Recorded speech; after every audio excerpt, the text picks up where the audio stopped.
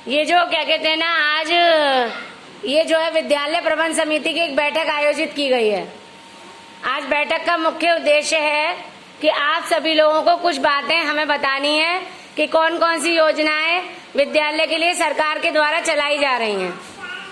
तो सबसे पहले तो सरकार ने एक अभियान चलाया है कि स्कूल चलो अभियान, यानी कि आपके घर के आसपास कहीं पर भी कोई भी बच्चा ऐसा दिखे आपको कि पढ़ने लायक है और वह स्कूल नहीं जा रहा है, तो आपका ये दायित्व बनता है कि आप लोग उसका एडमिशन जो है वो अपने स्कूल में, हमारे स्कूल में लिखवाएं।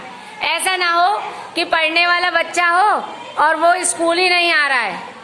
आपको समझ में आ रही है ना मैं जो कह रही हूँ? तो आप लोगों को हर बच्चे का 6 साल से 14 साल तक का, मतलब कोई भी ऐसा बच्चा नहीं होना चाहिए जिसकी उम्र 6 साल हो और 14 साल के अंदर में, 14 साल से ऊपर नहीं, 6 साल से 14 साल का सर्व शिक्षा अभियान, यानी कक्षा 1 से लेकर 8 तक आप किसी भी विद्यालय में उसकी आयु वर्ग के अनुसार उसका नामांकन करा सकते हैं। कि आपको जैसे भाई उसकी उम्र है मान लीजिए 10 साल का, तो आप उसका 4 में नाम लिखवाइएगा और उसके अभिभावक को कहिएगा कि बच्चे को काम पर ना भेजें। बहुत सारे ऐसे बच्चे होते हैं काम पर जाते हैं और पढ़ाई से दूर हो जाते हैं, क्योंकि बच्चों का बचपन होता है पढ़ने के लिए, खेलने के लिए। जब वो पढ़ लें, खेल लें, जब उनकी उम्र आती है तो वो सारी जिंदगी काम करते हैं। तो हम लोगों का ये फर्ज बनता है कि हम उनका स्कूल में नाम लिखवाएं। और सरकारी स्कूल में आपको हर चीज सरकार की तरफ से मिलती है फ्री। बच्चों की चाहे ड्रेस हो, जूता मोजा, स्वेटर और आपके लिए बैग, हर चीज के लिए आपको पैसे सरकार आपके खाते में डीबीटी के माध्यम से भेज रही है। जिन जिन बच्चों के एडमिशन हो रहे हैं उनके क्या कहते हैं ना, सरकार के द्वारा जो है डीबीटी के खाते से हम जोड़ देंगे और उनके खाते में 1100 रुपए की धनराशि बच्चों के लिए आएगी। और ऐसा नहीं है कि आप उस धनराशि से बच्चों का पैसा निकाल के अपने लिए खर्च कर लें। आपको वो पैसा क्या करना है, बच्चों के ऊपर ही खर्च करना है और प्रॉपर स्कूल में बच्चों को डेली भेजिएगा। ये तो सरकार का एक पहला जो कार्यक्रम था, 4 अप्रैल को माननीय योगी आदित्यनाथ जी ने इसको लॉन्च किया था कि बहुत जोर से सर्व शिक्षा अभियान की इसकी रैली वगैरह निकाली थी और स्कूल स्तर से भी इसकी रैली निकलेगी। तो जिस दिन हम स्कूल विद्यालय स्तर से रैली निकालेंगे तो आप लोगों को भी जिन जिन को बुलाएंगे तो वो रैली में अवश्य आए और हमारे साथ रैली में शामिल होकर सब लोगों को जागरूक करेंगे। दूसरी चीज एक और है कि इस समय चल रहा है दस्तक अभियान और संचारी रोग, मतलब जो एएनएम होती हैं आपकी, वह घर घर आपके सर्वे भी करेंगी कि कोई भी बच्चा किसी चीज से बीमारी ना हो। और संचारी रोग होते हैं गंदगी से फैलते हैं। जैसे आपके है ना जगह जगह पानी भरा रहता है, आप लोगों को अपने घरों में जैसे कूलर होते हैं तो पानी उसका साफ करते रहे, है ना, कहीं मटके वगैरह हो तो उनका पानी चेंज करता रहे। तो क्या होता है, जहाँ पर पानी आपके घर के आसपास कोई गड्ढा हो तो उसमें मिट्टी भरवा दें, नाली वगैरह होती है ना जो, उनकी सफाई करवाते रहे, कूड़ा जमा ना होने दें। जहाँ जहाँ कूड़ा जमा होगा वहाँ मच्छर होंगे, डेंगू के मच्छर और मलेरिया के मच्छर, और वो क्या होंगे, आप लोगों को ही काटेंगे और आप लोग ही उससे बीमार होंगे, क्योंकि ये सीजन बहुत ज्यादा बीमारी का है। इसलिए सरकार ने ये दस्तक एवं संचारी रोग अभियान चलाया है कि इससे जागरूकता फैले। बच्चों को भी आज हमने ये बातें बताई हैं और इसीलिए मीटिंग रखी है कि पेरेंट्स को भी इस विषय में बताएं हम, कि वह भी अपने आसपास में, मोहल्ले में, स्कूल में, कहीं पर भी हो गंदगी हो, साफ सफाई रखें।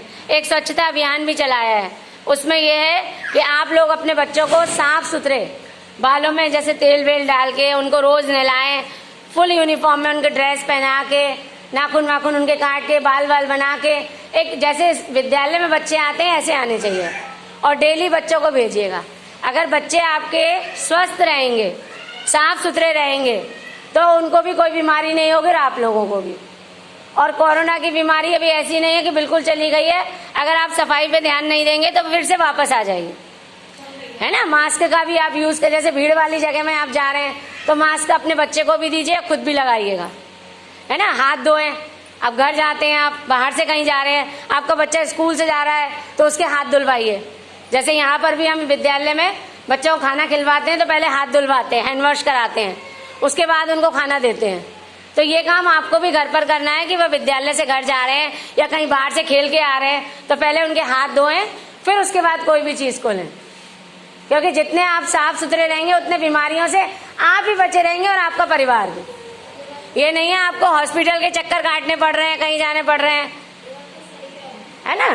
तो ये सब चीजें अगर कोई व्यक्ति नहीं भी जानता तो उसे बताइए, खुद भी साफ रहिए और अपने घर आसपास सब जगह को साफ रखिएगा। और जो भी जैसे कोई अगर बीमार होता है, किसी को बुखार रहता है, क्योंकि डेंगू मलेरिया के इस समय बहुत मच्छर है, तो उसको है ना हॉस्पिटल में भेजिएगा, उसका ये अपना दवाई ले, प्रॉपर इलाज कराए। उसके बाद सरकार ने एक और अभियान चलाया, सड़क सुरक्षा सप्ताह। ये जो है 3 बार पहले चल चुका है, आपके चौथा है, ये चौथा सप्ताह है सड़क सुरक्षा सप्ताह का। इसके अंतर्गत ये है कि आप जो भी कहीं पर भी जाते हैं तो आप उस सुरक्षा के नियमों का पालन करिएगा। जैसे आप चौराहों पर आपने देखा होगा, वृंदावन में भी जगह जगह लाइट लगा दी गई है ना। 3 तरह की लाइट होती है, लाल, पीली और हरी। लाल वाली लाइन जब जल जाती है लाइट तो उसका मतलब होता है आपको रुक जाना है। पीली लाइट जब जलती है तो आप तैयार हो जाइएगा, और हरी होती है तो आप चल दीजिए। अगर आप लाइन को मान लीजिए, अगर आपकी जो ये रेड लाइट होती है आपकी जल रही हैं और आप सड़क क्रॉस कर जाते हैं या निकल जाते हैं तो आपके ऊपर जुर्माना लगा दिया जाएगा। सरकार ने सब नियम बना दिए हैं कि आप अगर वाहन चला रहे हैं, अगर आप स्कूटी चलाते हैं, मोटरसाइकिल चलाते हैं तो आप अपने हेलमेट का प्रयोग करिएगा। कार चलाते हैं तो सीट बेल्ट लगाइएगा। सड़क पर अगर आप चल रहे हैं तो आप हमेशा फुटपाथ का ही प्रयोग करें। सड़क आप यदि पार करते हैं, है ना, तो उसको जेब्रा क्रॉसिंग से ही पार करें, अपने दाएं बाएं देखते हुए। ऐसे नहीं है वाहन आ रहा है और आप तो सड़क पर दौड़ रहे हैं। तो यही सब चीजें बच्चों को बताई जाती हैं और पेरेंट्स को भी, क्योंकि एक्सीडेंट वगैरह बहुत हो रहे थे, इसलिए सरकार ने ये रेड लाइटें और सब लगाई हैं। जो आपकी जो जगह जगह आपने देखा होगा, मथुरा में भी लाइट लगा दी गई है ना। तो वो इसीलिए कि और जगह जगह स्पीड ब्रेकर बनाए जाते हैं कि जिससे आप अपने जो वाहन चला रहे हैं उसकी रफ्तार को धीमी कर लें। जो वाहन आपके चल रहे हैं उसकी रफ्तार को भी आप धीमी कर लें, क्योंकि जिससे क्या होगा, दुर्घटना ज्यादा नहीं होंगी तो आप लोगों का ही परिवार सुरक्षा में रहेगा। सरकार कोई भी नियम बनाती है, कुछ भी करती है, वो हम लोगों की भलाई के लिए ही होते हैं। नहीं तो आए दिन आप देख रहे थे कितने एक्सीडेंट और कितना जाम और ये सब होता है। और जाम की भी अभी थोड़ी थोड़ी व्यवस्था करी जा रही है वृंदावन में। अभी है ना, जो हमारे ये वैभव अग्रवाल जी हैं, इन्होंने उसको डीएम साहब को एक लेटर बना के उन्होंने दिया है कि जो हमारे वृंदावन में अग्निशमन यंत्र नहीं है। आए दिन देखा यहाँ पर बहुत सारे परदेसी आते हैं, है ना, तो भीड़ बहुत रहती है, तो आग लगने का भी डर रहता है। पहले वृंदावन गारमेंट्स के शोरूम में आग लगी थी, उसके बाद क्या कहते हैं ना, अभी है ना बनखंडी पर एक मुकुट और पोशाक वाले, उनकी दुकान में भी आग लग गई। मथुरा से गाड़ी आने में समय तो लगता ही है ना। तो उन्होंने ये कहा है कि आप यहाँ पर भी जो है वो पानी की व्यवस्था करी जाए, अग्निशमन यंत्र की व्यवस्था यहाँ पर भी करी जाए, फायर ब्रिगेड की गाड़ी, जिससे कि अगर कहीं आग लगती है तो तुरंत गाड़ी आ जाएगी, तो तुरंत उस पर काबू पाया जा सकता है। तो इसलिए सरकार हमारी सुरक्षा के लिए बहुत सारे काम कर रही है, तो हमें भी अपनी सरकार का सहयोग करना चाहिए। तो आप लोगों से भी मैं इसी सहयोग की अपेक्षा करती हूँ कि अपने आसपास जो भी हुआ करे ना, कोई मीटिंग वगैरह होती है तो आप उनको अपने साथ लेकर आ जाया करिएगा कि स्कूल में मीटिंग है, आप लोग भी चलिएगा, जिससे कि जितनी ज्यादा जागरूकता होगी उतनी ज्यादा हमारा देश भी आगे बढ़ेगा और लोगों को हर चीज के विषय में जानकारी रहेगी।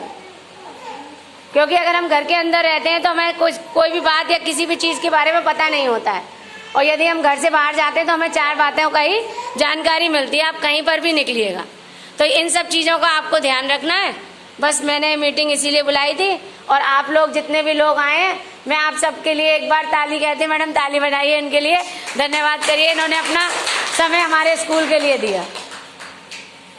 यहीं पर मैं अपनी मीटिंग को समाप्त करती हूँ।